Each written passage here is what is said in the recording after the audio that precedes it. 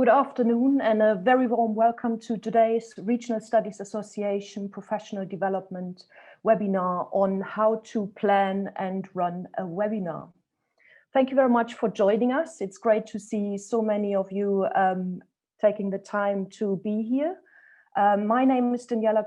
I'm the Deputy Chief Executive of the Regional Studies Association. For those of you who are new to the Regional Studies Association, we are an interdisciplinary network for regional and urban research, development and policy.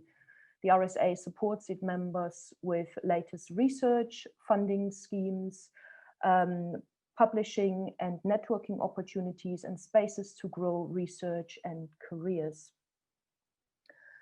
As part of the work of a learned society and a membership organization, we deliver knowledge exchange, training sessions and conferences, and this on a global scale. With the global pandemic hitting the world, we had to rethink our delivery models to make them fit to the new circumstances. The RSA board quickly agreed initiatives that helped us and offered us to continue the support and to reach our global networks.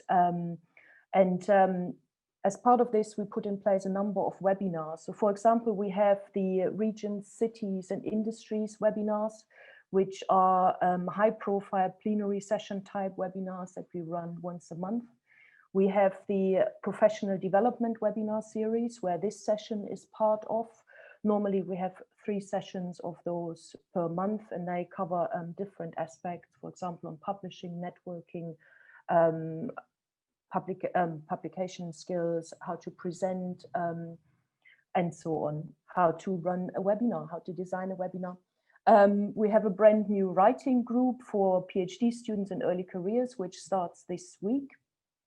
And in November, we will have our first globe-trotting event series that has been developed to showcase regional research and policy and developments and is run by our international networks, for our international networks. In addition, the RSA also supports webinars of our territorial representatives, our funded research networks, our women's network.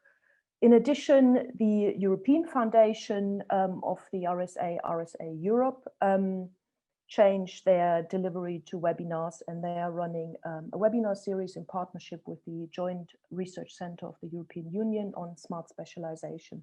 So as you can see, we have a wide variety of webinars running, addressing different areas and also set for different audiences. All of those are free and open to all to join, and we hope you will have an opportunity to maybe join one of those webinars as well. Before we start, I have to do some housekeeping. I've been asked to do some housekeeping, and so I do that. The webinar will be recorded, and the recording will be made available soon after the session in the RSA Members Lounge, which can be accessed via the RSA website or the new RSA app. The professional development webinars offer time for questions. So if you have questions, please use the Q&A icon box on the bottom of your screen to place them, and we will try to answer them as part of this webinar. Okay, well, let me welcome and introduce to you today's speaker, presenter, my colleague, Dr. Alex Holmes. Alex is the RSA's Communication and Membership Manager and has taken on a key role in the digital transformation of the RSA's events program.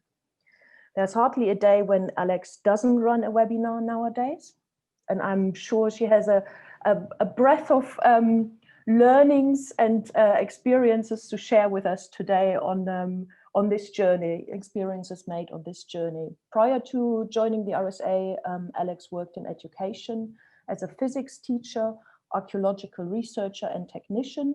Alex has a PhD in education and is particularly passionate about science. And as I found out this week, about transitions in webinars, but I'm sure she will mention this in the talk today. Alex, the floor is yours, please. Thank you very much, Daniela.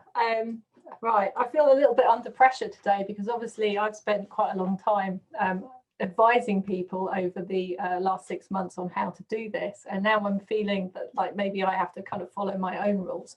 Just to give you a little bit of a background before I share my screen, which I will no doubt say I'm just about to share my screen. Since April, in fact 29th of April was our very first webinar. 4 days before that I experienced my first webinar software. So I'm speaking is not as an expert in tech, but actually as somebody who's learned the hard way with a significant learning curve on how to do webinars and how to do them kind of properly, slickly, smoothly.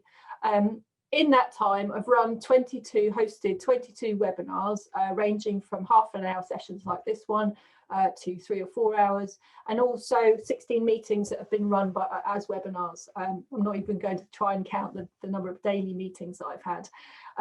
I've advised 32 chairs and 88 speakers. I've had about 55 rehearsals, but I kind of lost count when I was working my way through them. And that includes seminars, lectures, in-conversation sessions, and discussants and panels. So, you know, the whole range of pretty much any kind of online lecture that you could possibly experience. I think I've pretty much seen them all. So you'll have to apologize. I have to apologize when I'm just sharing my screen. Hopefully you can see that. Give me a thumbs up, Daniela, just to confirm. Excellent. So I'm going to cover this afternoon really some tips and some tricks, and specifically I'm going to be looking at a tiny bit of tech, because obviously there's quite a few people I think in the participants that actually know me, and they'll know that I'm a little bit techie, but I promise it'll be a tiny bit of tech. I'm going to talk a little bit about times and timings, and then really the main focus is on the tips and tricks, and then I'll draw a conclusion or maybe a couple of conclusions. So firstly, which platform? Now, I Googled webinar platforms, and these were just some of the logos. I just went for the most colourful logos, really. Which platform? I'm not here to promote any single platform to you. Different institutions run different platforms, different countries run different platforms. We really chose Zoom before we thought we were going to be doing webinars. We were using Zoom for other things already. But whatever platform that you do choose, it's very useful to make sure that it runs on an app, that it has its own either PC-based app or mobile app, because they do tend to be a little bit more stable. If you are watching this through a browser this afternoon, it's one of those things I wouldn't recommend that if you were a speaker or if you were a chair, because it's just a little bit more wobbly. There's too many links in the chain, really. If you have an app version that can run on a mobile phone, the benefits with that is that obviously the mics and the cameras on mobile phones and tablet devices are far better than quite a lot of laptops. So it is worth making sure that you've got kind of an app version. So, as I said, we're using Zoom, but I'm not promoting any single one. Different people have got different experiences of them. They pretty much do the same thing. Most of them will allow you to share a screen. They'll have a chat function, they'll have a Q&A function, they'll have poll functions. You know, it's whatever you, I suppose, whatever you're kind of used to or want to become used to. Think about the price, think about the stability, really. Those were the two things that we went for with Zoom. So just to clarify, because I feel that I've had quite a few of my speakers have been, I say my speakers, but their speakers, have been a little bit surprised sometimes by the webinar format. So in a meeting, and if you do any other kind of online teaching, most of those will be in meeting formats. You will see and hear your attendees. The attendees have the option to turn their cameras on, turn their cameras off, mute themselves. In a webinar, you only see and hear the speakers, and as you are all participants, you can see for yourself that you can't turn your microphone on. There's no option there, and you can't turn your video on. So you are very much in the audience. You are sat out there, and we're on the stage. So just to clarify that, because yeah, I still get people who go, well, we can't see anybody. So yeah, just yeah, make sure that. So a little bit of tech, I said. There are some must-haves. Obviously, a microphone and earphones. The reasoning behind it is that specifically with the earphones is the feedback. So when sound comes out of your speaker, if it is picked up on your microphone, it forms a loop. And I've experienced this firsthand in one of our very first webinars, where I tend to be on the webinars as an attendee, just to keep an eye on what you can see. So I had my iPad up with the sound coming out, which was picked up by my microphone on my host computer, and I made a feedback loop that pretty much deafened me and probably about 150 other people as well. So plug in earphones, keep the sound contained. Microphones, again, if you have a laptop and you're relying on a laptop microphone, it is absolutely the lowest quality microphone on the market. You can't get much lower than that. So even a phone, headphones with a mic have better quality than your laptop. So it is worth just bearing that in mind and not thinking, oh, my laptop's got a microphone, I can use that. It's not very good. You are a speaker or a chair. You need to be able to be heard. Webcams, most laptops have a webcam that's fairly decent now. If it's fairly new laptop, then it will have high definition. That's all you need. My old laptop that I'm not using, it doesn't have high definition, and I do tend to be a little bit pixelated. Again, you know, it's not the end of the world, but if you are showing something through a low quality camera, you do kind of look a little bit kind of cloudy. Should haves. Now, of course, the sunlight today is not cooperating with me, because usually I have a big window there, but of course there's blinding sunlight the other side of that blind, so I've actually have to plunge myself into darkness. You need to have the light in front of your face, above and in front, or in front, not behind you. No windows behind you. Windows behind you are wonderful for working, but they're no good for cameras. You don't want to be a speaker that nobody can see the mouth of. As a speaker on a webinar, your face is really the only thing that can animate your audience. It's the only thing that's giving anything away about you. And in my case, my face is probably about that small on your screen, but that's all you've got of me. So make sure that it's in the light. Next, times and timings. Now, this is a really interesting one, because an awful lot of research has gone into time. What time do you have your webinar? How long should your webinar last? What day of the week is best?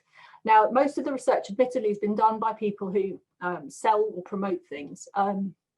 And when we looked into it, we discovered that Thursday at 11 AM is the best time to hold a webinar, which is fine. But if everybody holds their webinar on Thursday at 11 AM, which one do you choose to watch?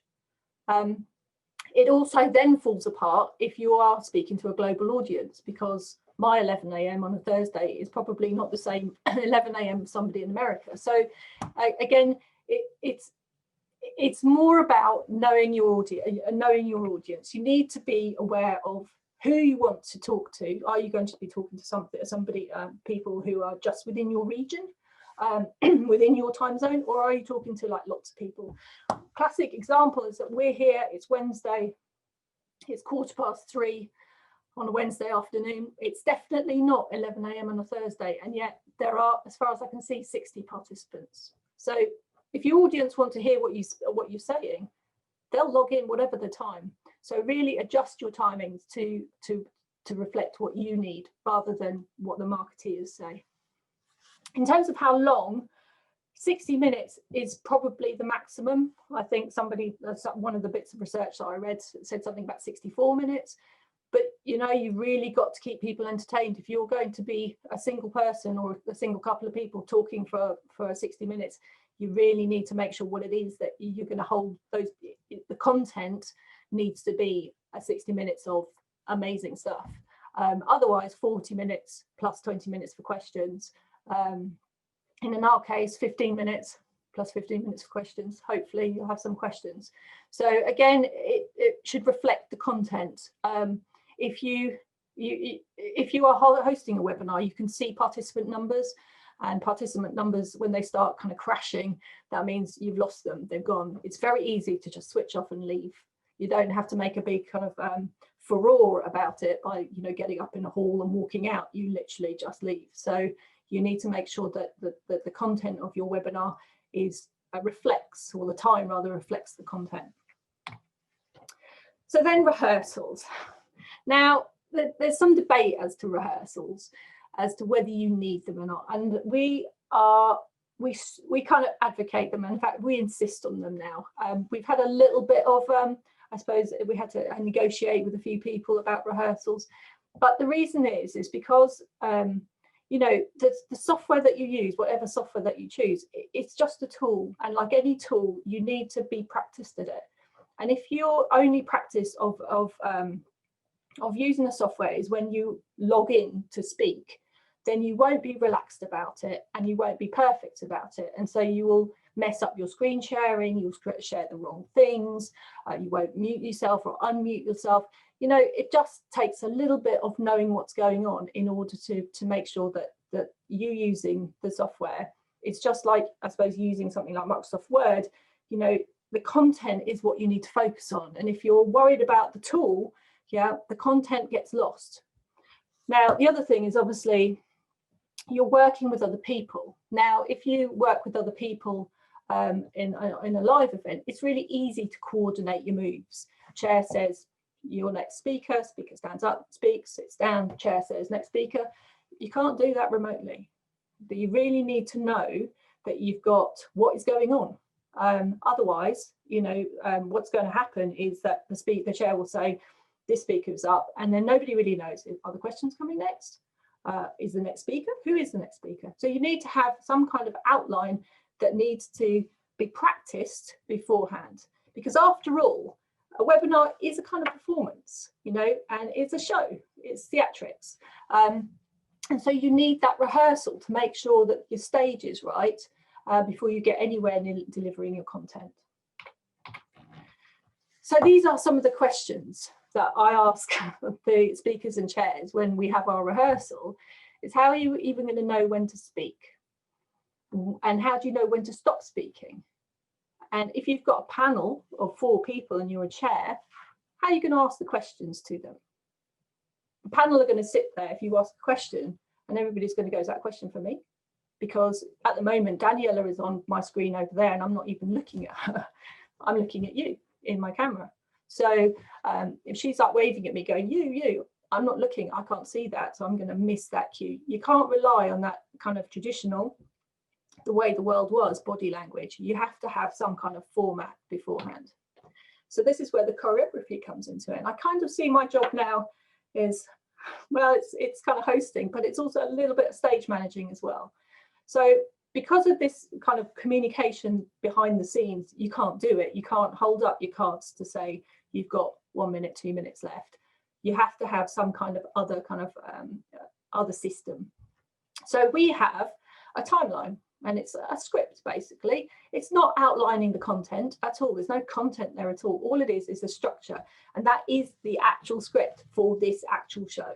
I've blurred it so you can't see too much detail, but you know, I've done all these hours and hours and hours of webinars, and yet I still have a script. I still have a running order that Katerina very kindly made for me, so I know what's going on and Daniela knows what's going on, you know.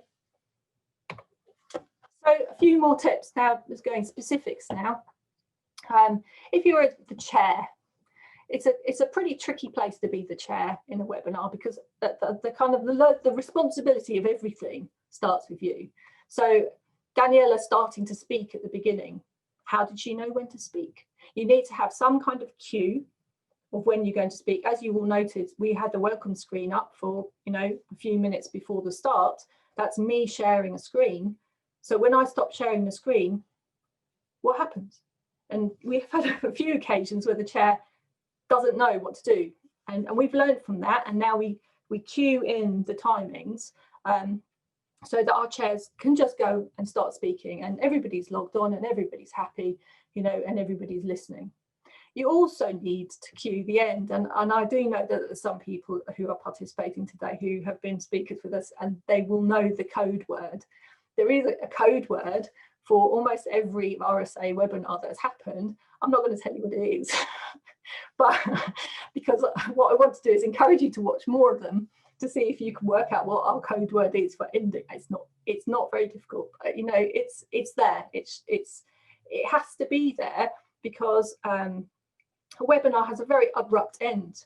And you need to kind of move it to a place where all the speakers know that it's finished, your host knows it's finished, and the chair knows it's finished. And then what happens is, you know, the end button is pushed and everybody goes back to being by themselves again. So you need that kind of, you need a finality to it. If you're also the chair, you need to encourage questions repeatedly. There's a funny thing with not so much webinars, but certainly with meetings, is that questions are never really forthcoming in meetings. If you're holding an event like a meeting format, they seem to be much more forthcoming in a slightly more anonymized way that our webinar works. But encourage questions, because what you don't want is a webinar that's been structured for 20 minutes of talking and 10 minutes questions and then not have any questions. So always have some reserve questions as well, just in case, you know. Otherwise you're trapped in that position where, you know, you've got to make it up on the hoof. And if you're a little bit uncomfortable anyway with your software and you're having to kind of listen to the content and work out a question and remember all the other things that you've got to do, it's always good to have a little pot of questions. The targeting questions by using names is a classic teacher, and anybody out there who's done any teaching at all to multiple people, it kind of will do this anyway, which is you say the person's name before you say the question. If you've got a panel of 4 people and you say the question and you then say, well, and you answer it, they might not have actually been listening to that question. It's very easy to be slightly distracted when you're online, but distracted by whatever's going on around you.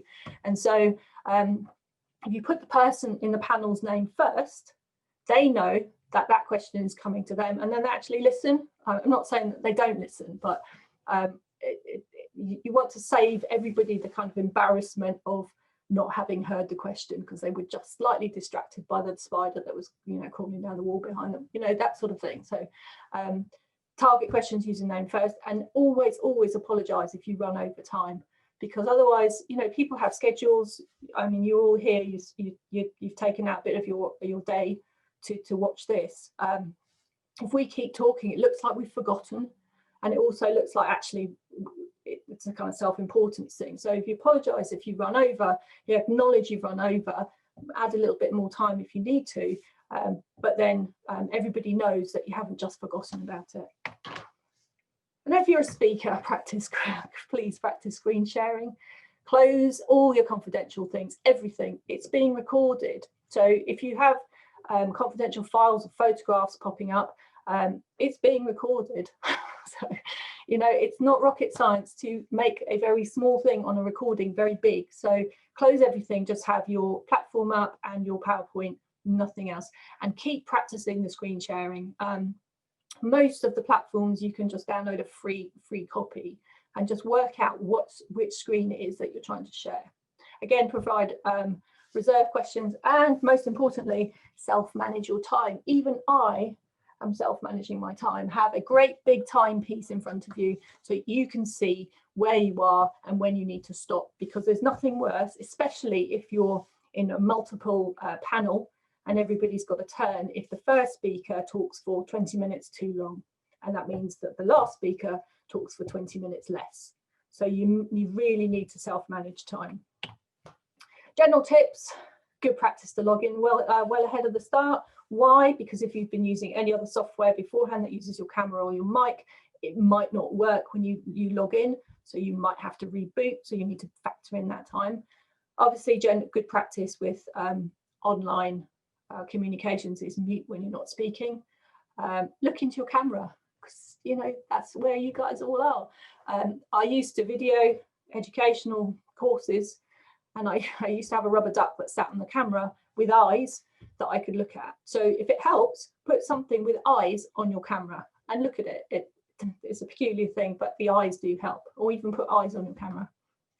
Turn off all your notifications. We don't want social media, Facebook pings happening in the middle of your shared screen, and update your computer. This is the one that sometimes is forgotten. So if an update comes through, it will slow your system down. And then what you just don't want is Windows will restart in 15 seconds, right in the middle of a key point. It just doesn't help anything. So every morning now, before I've got a webinar, I update everything. My updates this morning took 40 minutes. So I couldn't have that happening now. Okay, so that's just kind of a general kind of do these things. So conclusions, I'm getting there. It doesn't mean online doesn't mean that the events that are being held are any lesser than the live events. There are some issues with networking and meeting people and chatting in the coffee queue, but the content, which is ultimately what this is all about, is not any less because it's done remotely. To make it so it's focused on the content, you have to make sure that the tools are practiced and planned so that you know what is going on throughout the journey, so you're really confident of that, and so your audience stay focused on the content and you don't have any issues that your audience might remember. So everybody will remember things on the TV where people's cats got involved. Well, there is a cat, but you know, cats got involved, or kids got involved, or people shared the wrong thing, or some scandal that occurred. What you don't need is sharing a scandal, which is what your audience will remember, and they will forget about the content. It's about the content. So the tools that you're using, you need to be very kind of prepared with so that you can focus with the content. And I believe at that point, we're at the point for questions, which I will endeavour to answer. Thank you very much, Alex, for these highlights and highlighting the complexities of preparing and running webinars. We have an interesting question from Ashima in regards to technology for managing translations across languages. We haven't really used this so far, but I'm not sure. Can you comment on this? Yeah, we did look into getting some things translated. What happens is you pay for an external service, and there are lots of them out there, and so they either pick up on your the speech, and there are some real-time translation programs but you will pay for them, and they will translate in a translation box as people are speaking. They're not entirely, you know, accurate. I mean, there are errors, but I mean, they are pretty good, but you are paying for them, and they're an external software that you then link up with, for example, Zoom or WebEx or whatever platform that you wanted to use. Muted. Sorry. We also looked at captions, didn't we, at some point? Yeah. For the, yeah. Christine is asking about backgrounds. Quite often you see people with different backgrounds used, either a PowerPoint or a landscape or some outer-worldly image. Do you have comments on this? I do. Backgrounds are very corporate. I kind of expect the big players in the big seminars to have backgrounds, you know, the EU, OECD, that kind of, you know. But I think the majority of us now, we're all kind of across the globe, we're all in a situation where we're working from home or we're working socially distanced. And so it gives a slightly more realness to your webinar and your talk if you actually show that the reason that you're not standing on a stage in the middle of a live event is because we can't do it. And as we can't do it, we are working from home. And so this is my home. You know, obviously make sure your backgrounds are, you know, okay. The thing with the kind of optional backgrounds is that if you get it wrong, then you can fade in and out. So your edges go blurry. If your eye color is the wrong eye color, you can look like you've got laser eyes. My son particularly likes that, where he can make his eyes go laser because his eyes and his background are kind of the same color, and so he will shine. So it becomes slightly distracting. People start to watch your blurry edges and your arms fade and come, you know, return. So as a general rule, I don't recommend them. They're quite fun, but if you're actually wanting people to actually listen to what you're saying, then you don't want them watching your laser eyes or your mouth, even worse. Thank you, Alex. Now is the time where I have to apologize that we are probably overrunning because we have some more questions. So we just do this for another 5 minutes and see how far we go. Stefania is asking a question about the promotion before an event. Do you have any tips on this? Again, some platforms do this better than others. So you need to, if you're running an online event, and you want people to actually turn up, you need to plan them in quite a lot of advance. And you promote them all over the place, promote them in the Gmail lists or social media, but you need to be promoting them at different times of day in order to catch all the different people, and at least for a fortnight beforehand.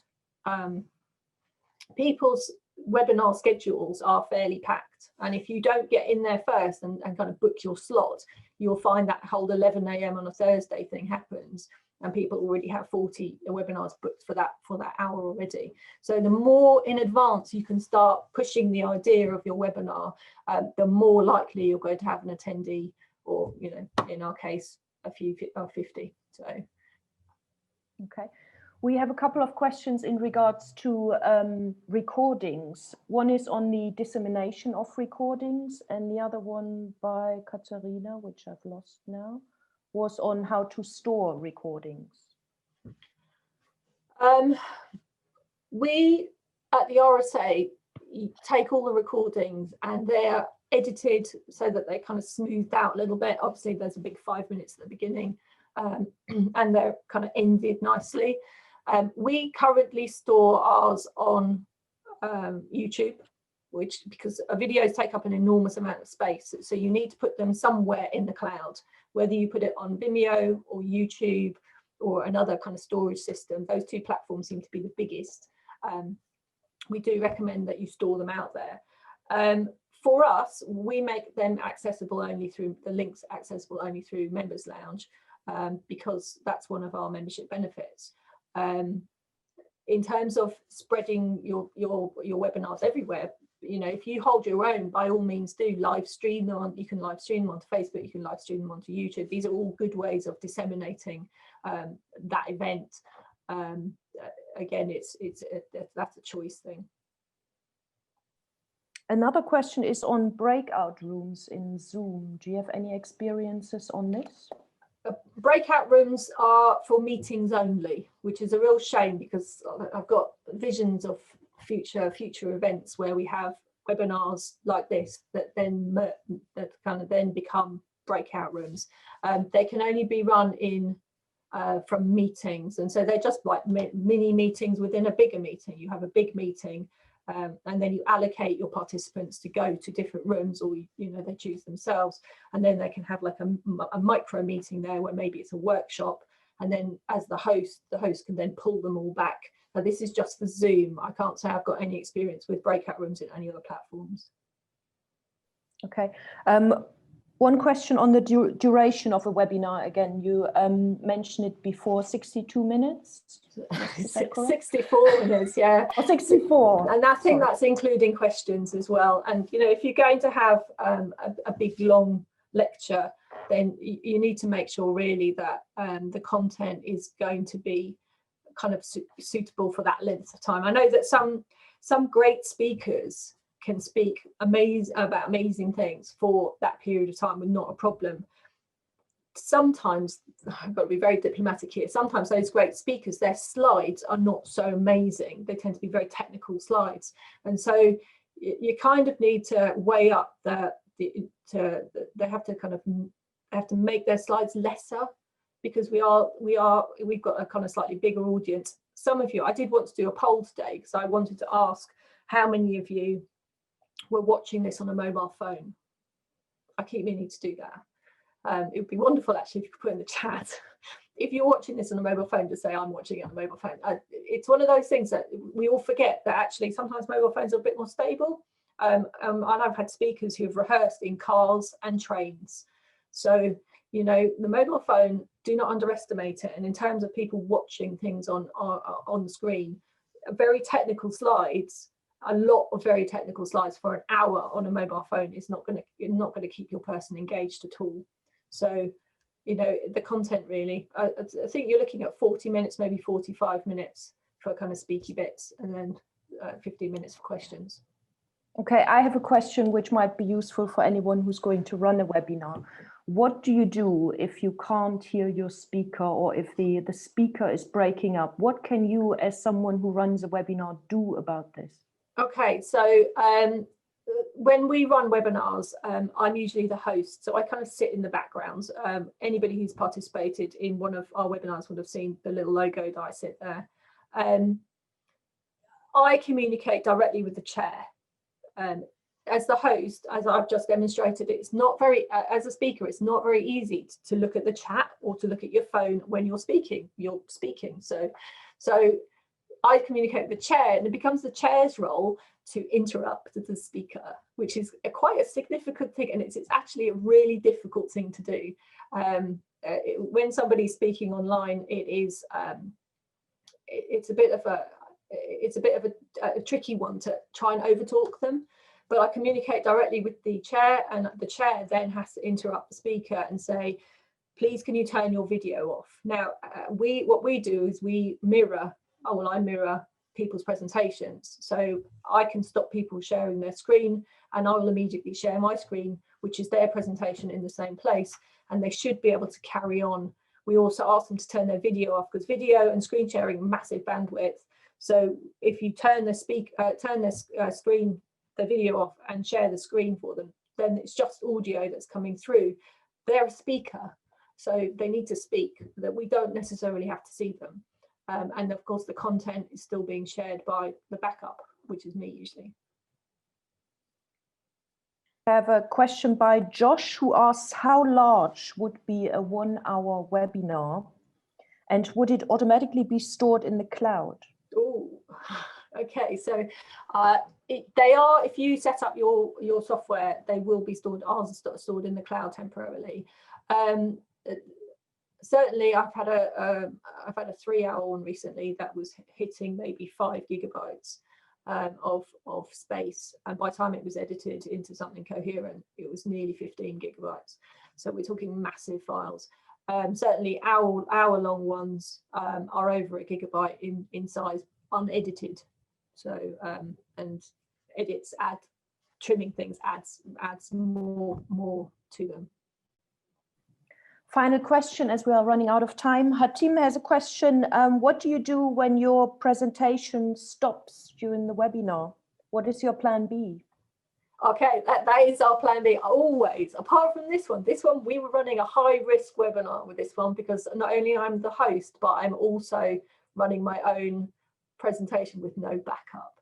But as I said, what usually happens is our speaker and our chairs are on a screen, and on my other screen I've got their presentation, and as they go through their slides, I go through their slides as well.